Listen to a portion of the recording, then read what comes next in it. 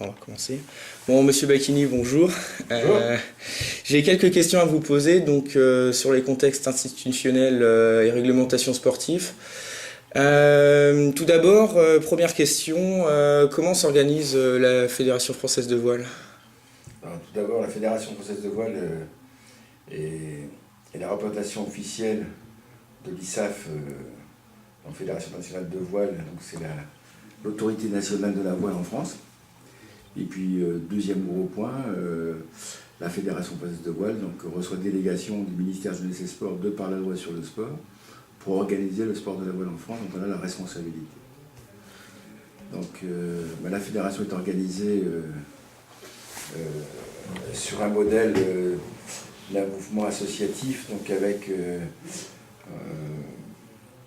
un peu plus d'un millier de clubs en France qui se fédèrent pour créer la Fédération française de voile.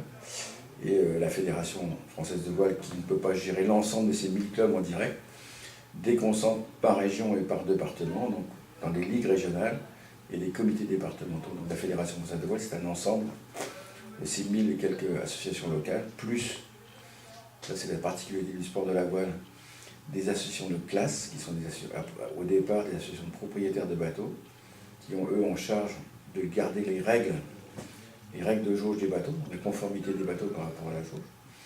Et puis, de par la loi, on doit organiser, la fédération en charge d'organiser un calendrier sportif et d'assurer la représentation nationale de la France à l'extérieur, donc ça veut dire toutes les sélections, les championnats du monde, championnats d'Europe, la représentation internationale de la France. Voilà un peu le cœur de métier de la fédération, donc organiser la vie sportive de tous les adhérents, qu'ils soient de pratiques loisirs, écoles de voile, jusqu'à toutes les pratiques de compétition qui sont très diverses dans la voile, depuis la course au large à la course en flotte, les différentes pratiques de dériveurs, de voile légère, dériveurs, tireurs de sport, catamaran, voile radiocommandée, sans oublier le windsurf,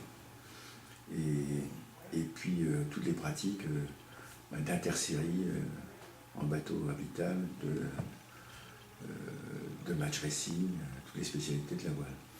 D'accord. Et est-ce que vous faites, il y a comment un bureau, par exemple sportif, loisirs, autres Alors, la fédération est organisée de la manière suivante. Donc, l'institution souveraine, c'est l'Assemblée générale, qui est la représentation des représentants des clubs, qui élit un conseil d'administration et qui lui-même élit un président. Ce président désigne un bureau exécutif, on va dire c'est en gros le gouvernement de la fédération. Ensuite, la fédération est organisée en 3 grands départements. Département développement, qui concerne la pratique de l'école française de voile, mais aussi des écoles de sport. Le département compétition voile légère et le département compétition habitable.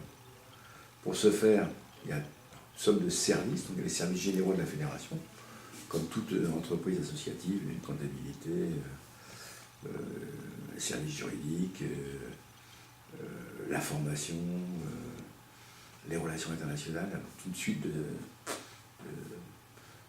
personnels qui sont à Paris et qui gèrent la fédération au quotidien dans son fonctionnement. Donc un fonctionnement transversal de la vie fédérale qui permet à tout le monde de fonctionner, les moyens, l'informatique, et puis 3 gros départements qui sont d'action vers les pratiquants, donc développement, voile légère, habitable.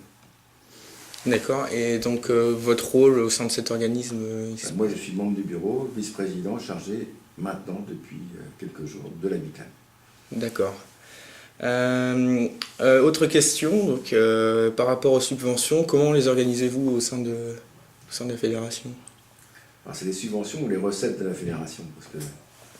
Moi j'ai subvention.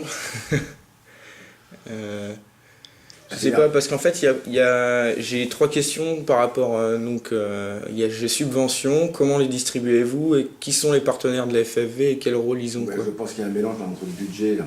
Bon, on va parler de la richesse de la fédération, entre guillemets. Donc 3 grandes parts les cotisations, une grande part du budget, ce sont les cotisations des adhérents, c'est-à-dire c'est la licence, qui est obligatoire de par la loi sur le sport, la licence, donc, qui est le gros vivier des financements de la fédération, qu'elle soit licence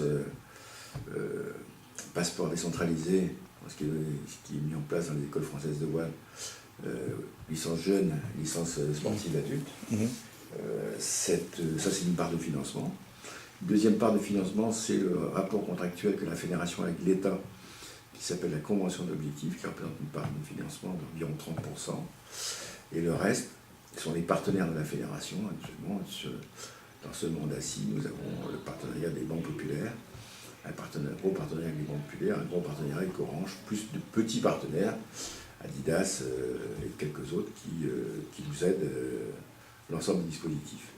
D'accord, et donc ces recettes, vous les distribuez de quelle façon?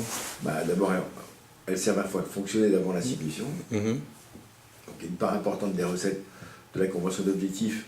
Il y a le rapport qu'on a avec l'État, mais qui aujourd'hui se tourne de plus en plus vers la représentation de la France, donc qui sont très, très dédiés principalement au haut niveau.